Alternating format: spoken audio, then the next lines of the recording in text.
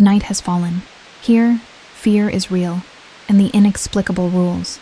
I am Yoonjin Lee, your companion on this journey through the darkest mysteries. This channel does not bring ordinary stories. It brings echoes, scars, and truths that no one dares to tell. If you get chills searching for answers, you're in the right place. Turn off the light. Close the door. Let's face the unknown, because here, fear is just the beginning. Before we begin tonight's investigation, if you appreciate in-depth true crime stories that go beyond surface-level reporting, hit that subscribe button and turn on notifications. This case will challenge everything you think you know about responsibility, influence, and the invisible scars of war. It sounded like the beginning scene of a crime drama, the kind where someone is tied up, desperately trying to escape, and then suddenly the screaming becomes unbearably loud and intense. But this was no television show. This was real. This was Seongbuk-gu, Seoul, South Korea, in the autumn of 1997. Seongbuk-gu is a quiet residential district nestled against the lower slopes of Bukhan Mountain, where families have lived for generations in modest apartment buildings and traditional hanok houses. The area is known for its winding streets, lined with ginkgo trees that turn golden in autumn, small neighborhood markets where elderly vendors sell fresh vegetables and homemade kimchi, and residents who remember the Korean War with haunted eyes and reluctant voices. It's a place where everyone knows everyone, where the owner of the corner convenience store greets customers by name and asks about their grandchildren, where gossip travels faster than the morning bus that winds its way down to City Hall, where secrets are supposed to stay buried beneath layers of propriety and communal silence. But on the night of October 23, 1997, a secret far too dark to remain hidden would begin to surface in the most horrifying way imaginable. The autumn air that night was crisp and cold, carrying the scent of chestnuts roasting from a distant street vendor's cart and the earthy smell of fallen leaves. Most residents of Seongbuk-gu were asleep by midnight, their windows dark, their doors locked against the night. The streets were empty except for the occasional taxi rumbling past and the stray cats that prowled the alleys, searching for scraps. But the security camera mounted on the corner of Dongsomun Row 5 Gil, a narrow street lined with convenience stores and shuttered shops, was watching. Always watching. Its grainy lens captured everything in stark black and white, recording the mundane rhythms of urban life, delivery trucks making late-night runs, drunk salarymen staggering home, elderly insomniacs taking slow walks to ease their restless minds. At precisely 12:17 a.m., the camera recorded something different. A figure emerged from the entrance of a 5-story apartment building with faded yellow exterior walls and rust stains beneath the windows. The building was unremarkable, identical to dozens of others constructed during South Korea's rapid industrialization in the 1970s, functional, cramped, showing its age. The figure was a man in his early 30s, wearing a dark blue windbreaker and faded jeans. He was of average height and build, with unkempt hair that fell across his forehead. In his arms he carried a white plastic laundry basket, the cheap kind sold at any neighborhood market for a few thousand won. His movements were deliberate, unhurried, almost mechanical. He did not look around nervously. He did not rush. He did not pause to check if anyone was watching. He walked with the steady, purposeful gait of someone performing a routine task, taking out the trash perhaps, or returning borrowed items to a neighbor. The man was Park Min-ho, 34 years old, unemployed, living with his mother in apartment 302, and inside that white plastic laundry basket, carefully wrapped in plastic shopping bags to contain the smell and the seeping fluids, were the dismembered remains of his mother, Kim Soo-jin, aged 49. Park Min-ho walked past the 24-hour GS25 convenience store on the corner, its fluorescent lights casting harsh shadows on the empty street. Through the store's window, a young clerk with bleached hair and tired eyes was busy restocking cigarettes and didn't glance outside. The radio behind the counter played a ballad by Kim Gun-mo, the melancholy melody drifting out into the night. Min-ho turned left at the corner, moving behind a row of closed shops, a small hair salon with faded photographs of 1980s hairstyles in the window, a family restaurant with a handwritten sign promising authentic jjajangmyeon, a stationery store that catered to elementary school students. He disappeared into the shadows of the narrow alley that led toward the Bukhan Mountain hiking trail entrance, a popular spot during the day, but deserted at night, except for the occasional hiker camping illegally in the woods. The security camera lost sight of him. For the next several hours, Park Min-ho was invisible to the world. moving through the darkness with his terrible burden, searching for a place to dispose of what remained of the woman who had given him life. But he would return to apartment 302, and that would be his fatal mistake. Morning came slowly to Seongbuk-gu on October 24th, 1997.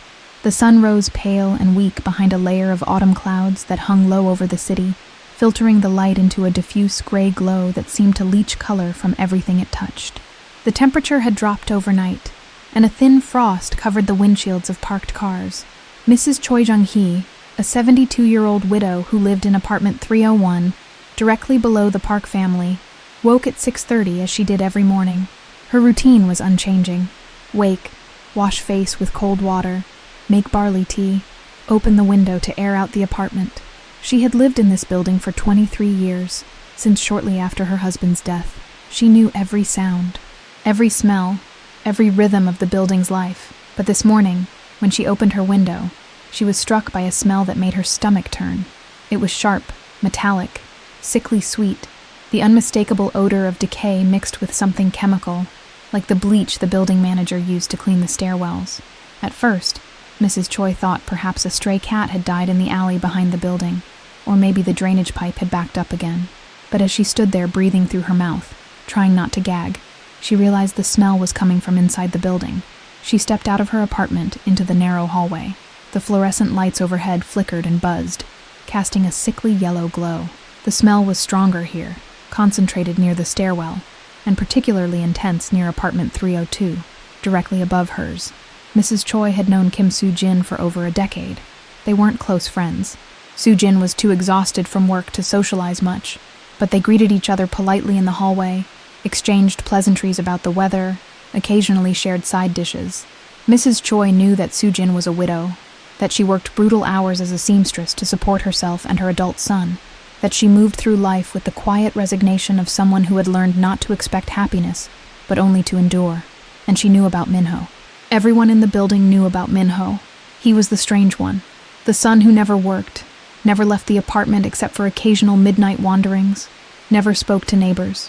Mrs. Choi had heard the arguments through the thin walls, Soo-jin's pleading voice, tired and desperate, begging her son to find work, to help with expenses, to do something, anything. And Minho's responses, sometimes shouted, sometimes eerily calm, accusing his mother of not understanding, of being part of the system, of conspiring against him with unnamed enemies. Mrs. Choi had once mentioned the arguments to the building manager, Mr. Park, no relation to Minho's family. He had sighed and said, "What can we do? It's a family matter, as long as they pay rent." And so everyone had learned to ignore the sounds from apartment 302, to pretend not to hear the sobbing and shouting, to mind their own business as good neighbors should. But this smell was different. This smell demanded action. Mrs. Choi knocked on the door of apartment 302, her knuckles rapping against the cheap wooden door with its peeling paint. No answer. She knocked again, louder this time, calling out, "Soo-jin Si, are you home? Are you all right?" Silence. She pressed her ear against the door and heard nothing. No movement, no television, no sounds of life. The smell was overpowering now, seeping through the crack beneath the door, making her eyes water. Mrs. Choi hurried downstairs to the building manager's office on the first floor, a cramped room filled with maintenance supplies and yellowing notices about parking regulations. Mr. Park was drinking instant coffee and reading the morning newspaper. She burst in, breathless, and told him something was terribly wrong with apartment 302. "There's a smell," she said, her voice shaking. "Something's dead up there. I think something's happened to Soo-jin Si." Mr. Park sighed, set down his newspaper, and grabbed his master key. Together they climbed back up to the third floor. The smell hit him immediately when he stepped into the hallway. His expression changed from annoyance to alarm. He knocked on the door, called out, received no answer. Then he inserted his key and turned the lock. What they found inside would haunt them for the rest of their lives. The apartment was dim, all curtains drawn against the morning light. The air was thick and heavy, saturated with the smell of decay and chemical bleach. The small kitchen, visible immediately from the entrance, appeared relatively normal. Dishes neatly stacked in the drying rack, a pot of cold barley tea on the counter, a calendar on the wall showing October 1997. The living room showed no obvious signs of violence. A small television sat on a low table, unplugged. A few pieces of simple furniture, a worn sofa, a coffee table with scratches and water stains, a bookshelf holding mostly old textbooks and a few novels. Soo-jin's sewing materials were arranged neatly in one corner. A portable sewing machine, spools of thread, folded fabric, a pincushion shaped like a tomato. But when Mr. Park and Mrs. Choi moved toward the back of the apartment, toward the single bathroom that served the two-bedroom unit, they understood. The bathroom door was ajar. Through the opening, they could see white tiles stained dark brown and reddish black. Blood. Dried blood covering the floor, splattered on the walls, smeared across the sink. A hacksaw lay in the bathtub, its blade still slick with residue. Plastic shopping bags were piled in the corner, some torn open to reveal contents that made Mrs. Choi scream and stumble backward. And sitting calmly at the small kitchen table, as if waiting for breakfast to be served, was Park Min-ho. He looked up at them with hollow, sunken eyes ringed with dark circles. His face was expressionless, slack, like a mask. He wore the same dark windbreaker and jeans from the security footage, now stained with dark spots that could have been oil or mud or blood. "She wouldn't stop talking," he said quietly, his voice flat and emotionless. "I had to make her stop. They told me I had to make her stop." Mr. Park backed slowly out of the apartment, pulling Mrs. Choi with him, and called the police. "What do you think so far? Was Park Min-ho acting alone? Or was his mind poisoned by external forces? Drop your theory in the comments below. And if you're finding this investigation compelling, give this video a like to help others discover it. Detective Kim Jae-sung of the Seoul Metropolitan Police Violent Crimes Unit received the call at 7:42 a.m. He had been on the force for 23 years, starting as a patrol officer in the chaotic post-military dictatorship era of the late 1980s, and working his way up through sheer persistence and an almost obsessive attention to detail. He had seen murders born of jealousy, greed, rage, and desperation. He had investigated domestic violence cases, gang killings, murders disguised as accidents, but the Park Min-ho case would become one of the most disturbing and complex investigations of his career. By 8:30, Detective Kim and his team had secured apartment 302 as a crime scene. Forensic technicians in white protective suits moved through the small space, photographing evidence, collecting samples, documenting every detail. The apartment told a story of poverty and isolation, cheap furniture, worn linoleum floors, walls yellowed from years of cooking oil and cigarette smoke, but it also told a story of something darker. In Min-ho's bedroom, a cramped space barely large enough for a single bed and a small desk, investigators found disturbing materials that would change the entire trajectory of the case.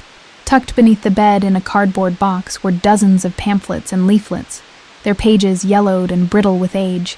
The text was in Korean, but the style was unmistakable. North Korean propaganda. Detective Kim carefully extracted one of the pamphlets and read, "Citizens of the South, you are slaves to American imperialism and capitalist oppression. Your government lies to you. Your media controls you. Your neighbors spy on you. Trust no one. The truth will set you free." There were diagrams suggesting government surveillance, claims about mind control experiments, accusations that South Korean citizens were being used as unwitting test subjects for biological and psychological warfare. The materials were sophisticated in their psychological manipulation, not crude communist slogans, but carefully crafted messages designed to instill paranoia, distrust, and social isolation. Detective Kim had seen materials like this before, though not often. During the 1980s and 1990s, North Korean operatives had conducted extensive psychological warfare campaigns targeting South Korean border regions. They used balloons to drop leaflets, infiltrated through tunnels and mountain trails to distribute propaganda, and even recruited sympathizers to spread materials covertly. The goal wasn't necessarily to turn citizens into active spies or saboteurs. The goal was simpler and more insidious: to destabilize society from within by making people doubt everything and trust no one. Seongbuk-gu, with its proximity to Bukhan Mountain and the DMZ beyond, had been a known infiltration point. But by 1997, such operations were thought to have largely ceased. Apparently, the materials and their effects could linger for years. Detective Kim ordered the materials bagged as evidence and made an immediate call to the National Intelligence Service. Park Min-ho was taken to Seongbuk Police Station and placed in an interrogation room, A small, windowless space with concrete walls painted institutional beige, a metal table bolted to the floor, and 2 chairs. A single fluorescent light buzzed overhead. A camera in the corner recorded everything. Detective Kim sat across from Min-ho, studying him. The suspect was calm, eerily so, as if discussing the weather, rather than the brutal murder of his own mother. He hadn't asked for a lawyer. He hadn't expressed any emotion. He simply sat with his hands folded on the table, waiting. "Tell me what happened, Min-ho," Detective Kim said, his voice measured and professional. Min-ho stared at the table for a long moment before speaking. When he finally did, his voice was soft, almost childlike. "She was always watching me, always listening. I thought at first it was just her, being a mother. But then I realized it was more than that. She was working with them. Working with who? The voices. The people from the north." Detective Kim felt a chill run down his spine. This wasn't the first time he'd heard such claims. Over the past decade, there had been numerous reports of individuals in border regions exhibiting paranoid delusions involving North Korean operatives. Some were genuine cases of mental illness. Others had been exposed to propaganda materials left behind by infiltrators. The line between the two was often dangerously blurred. What voices, Min-ho? What were they telling you? They told me she was reporting on me, that every word I said was being transmitted, that they were using her to control me, to make me do things. I tried to ignore them, but they got louder and louder until I couldn't think anymore, until I couldn't sleep, until I had to make it stop. "So you killed her?" Min-ho nodded slowly. "I didn't want to, but they told me it was the only way to be free. They said if I didn't stop her, worse things would happen. They said I was protecting myself, protecting the truth." Detective Kim leaned forward. "Min-ho, we found materials in your room. Pamphlets, leaflets. Do you know where they came from?" For the first time, Min-ho's expression changed. His eyes widened slightly, and he looked almost afraid. "I found them, years ago, near the mountain. I was hiking alone, trying to clear my head. There was an old bunker, abandoned, overgrown with weeds. Inside there were boxes. I opened one and found the papers. I didn't know what they were at first, but then I started reading them, and they made sense. They explained everything." What did they explain? That we're all being watched. That the government, the Americans, the South Korean elites, they're all working together to keep us controlled. The pamphlets said the only way to be truly free is to reject the lies, to see the truth, to understand that everyone around you might be part of the system, including your mother. Yes, especially her. She was the closest to me, the perfect spy. Who would suspect a mother? Min-ho, did anyone else give you these materials? Did anyone tell you to read them? Did anyone contact you? No, I found them myself. But once I read them, I started seeing things differently. I started noticing patterns. The way she would repeat certain phrases. The way she would ask me questions. She was gathering information. I'm sure of it. This story connects to a larger pattern we've been investigating. If you want to understand the full context of what Min-ho may have been exposed to, check out our video on North Korean psychological operations in the 1990s, linked in the description. Detective Kim knew this was classic paranoid delusion, possibly exacerbated by schizophrenia, but the presence of the North Korean propaganda materials added a disturbing layer. Had the materials triggered Min-ho's mental illness, or had they simply provided a framework for pre-existing delusions? Min-ho, I need to ask you about the night of October 23rd. Can you walk me through what happened? Min-ho's expression went blank again. We argued. She wanted me to get a job. She said we didn't have enough money. I told her I couldn't work because they were watching me, waiting for me to make a mistake. She said I was being ridiculous. She said I needed to see a doctor, but I knew that was part of the plan. They wanted to drug me, to make me compliant. What happened next? She went to bed. I waited. The voices told me to wait until she was asleep. Then I went into her room with a knife from the kitchen. I had to make sure she couldn't report anymore. I had to stop the transmission. And after you killed her, I moved her to the bathroom. I remembered reading once that bodies need to be dismembered for easier disposal. I had researched it online, at the PC Bang near the university. I wanted to make sure I did it correctly. I didn't want to fail. What did you do with the remains? I put them in the basket. I wrapped them in plastic bags. Then I walked to the mountain trail and left them in a gully, covered with leaves. I thought no one would find them for a long time. But then I came back home, and I didn't know what to do next. So I just waited. Waited for what? For them to come. I knew they would come eventually. Either the police or the people from the north. I wasn't sure which would arrive first. As the investigation continued, more disturbing details emerged.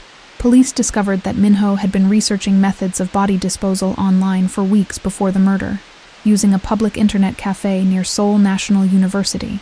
He had watched instructional videos, read detailed articles, even purchased specific tools from hardware stores across different districts to avoid suspicion. This wasn't a spontaneous act of violence born purely from mental illness.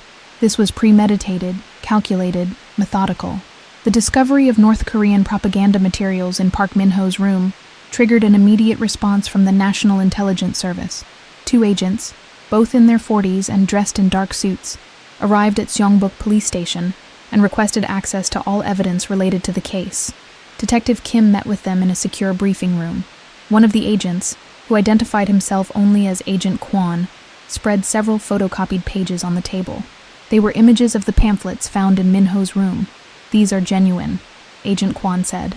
"Produced by the Reconnaissance General Bureau in Pyongyang, circa 1991 to 1993. They were part of Operation Whispering Shadows, a psychological warfare campaign targeting vulnerable individuals in border regions. The goal was to create sleeper agents, not through direct recruitment, but through ideological contamination. Plant the seeds of distrust, paranoia, and resentment, and let them grow on their own." "Did it work?" Detective Kim asked. Agent Kwon's expression was grim. "Too well, in some cases. We've documented at least 15 individuals over the past decade who committed acts of violence, against family members, against themselves, against random strangers, while exhibiting signs of having been exposed to this material. Most were never formally recruited. They were just infected. Their minds became battlegrounds, and you think Park Min-ho is one of them. It's possible, but proving causation is nearly impossible. He has a documented history of mental illness, paranoid schizophrenia, according to medical records from a brief hospitalization in 1995. The propaganda materials may have simply reinforced existing delusions, or they may have triggered them. We may never know for certain. But if there's even a chance that North Korean operations contributed to this woman's death, shouldn't that be made public? Detective Kim asked. Agent Kwon shook his head. Publicizing it would only create panic, and it wouldn't change the legal outcome. Park Min-ho committed the crime. He will be held responsible. The question of external influence is complicated. Kim Soo-jin had been 49 years old at the time of her death, a small, quiet woman with graying hair and calloused hands from years of sewing. Neighbors described her as kind, but tired, worn down by life's hardships. She had married young, at 19, to a factory worker named Park Dae-jung. They had one child, Min-ho, born in 1963. For a while, life was stable. Park Dae-jung worked long hours at a textile factory in the Guro industrial complex, and Soo-jin took care of the home. But in 1987, tragedy struck. Dae-jung was killed in a factory accident when a piece of heavy machinery malfunctioned. Soo-jin received a modest settlement, barely enough to cover funeral costs and a few months of living expenses. From that point on, she was alone. She took up work as a seamstress, sewing school uniforms, hemming pants, repairing torn jackets. She worked from dawn until late at night, often by the dim light of a single lamp in their apartment. Her son, Min-ho, had always been a quiet, introverted child, but after his father's death, he became even more withdrawn. He dropped out of university after only one semester, claiming he couldn't concentrate. He stayed home, sleeping during the day, and wandering the apartment at night. Neighbors began to hear arguments. Soo-jin would plead with him to find work, to contribute, to do something with his life. Min-ho would shout back, accusing her of not understanding, of pressuring him, of being part of the system. The arguments grew louder and more frequent over the years. By 1997, they were happening almost nightly. One neighbor, Mr. Lee, told police he had once seen Min-ho standing in the hallway at 3 a.m, staring at the wall and muttering to himself. I asked if he was okay, Mr. Lee said. He just looked at me with these empty eyes and said, "They're listening, always listening." Then he went back inside. The trial of Park Min-ho began in February 1998 and lasted 4 months. It captivated the nation. South Korean media outlets covered every session, and the courtroom was packed daily with reporters, legal observers, and citizens desperate to understand how such horror could happen. The prosecution, led by senior prosecutor Han Mi-young, presented a case built on overwhelming physical evidence and premeditation. This was not an act of insanity, she argued. This was a calculated, deliberate murder carried out by a man who knew exactly what he was doing. Yes, Park Min-ho has a history of mental illness, but mental illness does not absolve him of responsibility, especially when the evidence shows he spent weeks planning this crime down to the smallest detail. The defense, led by veteran attorney Jung Tae-hyun, countered with a mountain of psychiatric evaluations, medical records, and expert testimony. Park Min-ho is a deeply ill man, Jung argued. He has suffered from paranoid schizophrenia for years. He was hearing voices, experiencing delusions, unable to distinguish reality from the false narratives constructed by his diseased mind. And those false narratives were reinforced, perhaps even triggered, by exposure to North Korean propaganda designed specifically to destabilize vulnerable individuals. This is not a man who chose to commit murder. This is a man whose mind was hijacked. The most dramatic moment of the trial came when Dr. Lee Sang-hoon, a forensic psychiatrist, took the stand. He had evaluated Min-ho extensively and testified that while Min-ho did suffer from severe mental illness, he also exhibited signs of malingering, exaggerating symptoms to appear more disturbed than he actually was. He understands the difference between right and wrong, Dr. Lee testified. During our interviews, he demonstrated rational thought processes when discussing topics unrelated to his mother. He could plan, strategize, and execute complex tasks. Yes, he has delusions. Yes, he hears voices, but he also has periods of lucidity, and during those periods he knew what he was doing. The jury deliberated for 3 days. On May 15, 1998, they returned with a verdict: guilty of first-degree murder. Park Min-ho was sentenced to life imprisonment without the possibility of parole. During sentencing, the judge addressed Min-ho directly, speaking about the brutality of the crime, the violation of the sacred bond between mother and son, the calculated nature of the murder that suggested rationality despite claims of insanity. Min-ho showed no emotion. He stared straight ahead, expressionless, as the sentence was handed down. Some interpreted this as shock or dissociation. Others saw it as cold indifference, confirmation that he understood exactly what he had done. The victim's extended family, who had remained mostly silent throughout the trial, finally spoke. They described Kim Soo-jin as a loving woman, a devoted mother who had sacrificed everything to support her troubled son. They said she didn't deserve what happened to her. They said they would never forgive Min-ho, and they demanded answers about whether external forces had played a role in destroying their family. Today, more than 2 decades later, Park Min-ho remains incarcerated at Seoul Detention Center. He has filed multiple appeals, all denied. He continues to insist that he was not in control of his actions, that voices commanded him, that his mother was part of a conspiracy. Prison psychiatrists report that he remains delusional and shows no remorse. But questions linger. Was Park Min-ho simply a mentally ill man who committed a horrific crime? Or was he, in some indirect way, a casualty of the Cold War, a victim of psychological warfare operations designed to destabilize and destroy? The National Intelligence Service never released its full findings. Officially, they stated there was no evidence of direct North Korean involvement in this specific case. Unofficially, sources within the intelligence community have acknowledged that the propaganda campaigns of the 1980s and 1990s left scars that may never fully heal. And what of Kim Soo-jin, a quiet, hard-working woman who sacrificed everything for a son who would ultimately kill her? Her story is a reminder of the invisible victims of geopolitical conflict, the ordinary people caught in the crossfire of ideologies they never asked to be part of.